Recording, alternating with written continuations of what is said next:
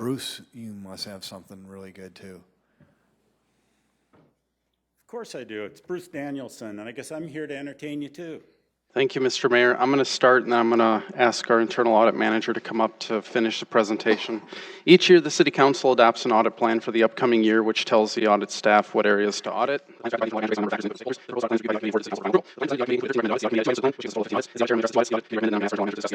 Before that, I want to address the issue of conflicts. Conflicts are not uncommon in the audit world.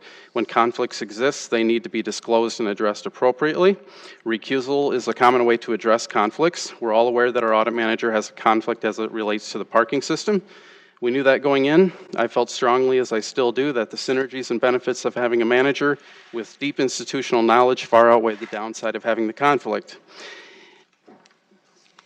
All of us understand the conflict, and our internal audit manager agrees that the recusal from audits related to parking enterprise is the appropriate thing to do. But we need a policy to guide us as we go forward, and it needs to be in writing and approved by the audit committee so that we all understand how the process will work, and we all agree to the ground rules going in. So a conflict of interest policy is not uncommon for an audit function to have, and we need to create that.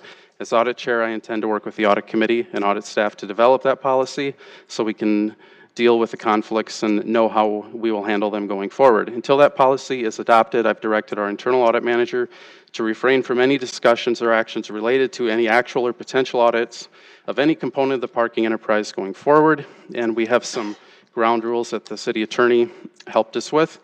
I should have done that sooner. That's on me for putting her in the position of being even asked about the audit of parking at the audit committee meeting.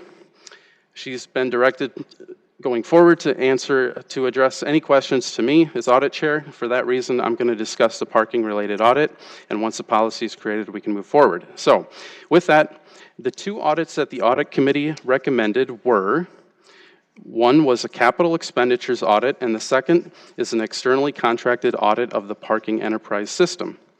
And with that, I'm going to invite our internal audit manager, Shauna Nelson, to come up to introduce the items she is recommending that we audit in 2020. Thank you. Hi, Sean. Internal audit manager, Shauna Nelson, will discuss this item. Shauna, take it away. Good afternoon. I'd first like to review the process that we went through to determine the 2020 proposed plan.